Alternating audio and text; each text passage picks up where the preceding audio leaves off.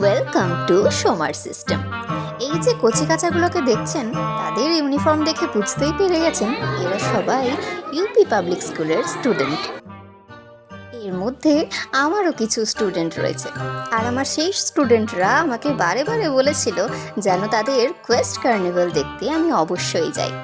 আর তাদের কথা আমি কি করে ফেলি, আর তাই চলে গেছিলাম আজকে ওদের কোয়েস্ট কার্নিভাল দেখতে। প্রচুর কচিকাচার ছবি তুলে এনেছি, আপনারাও দেখুন আর এনজয় করুন।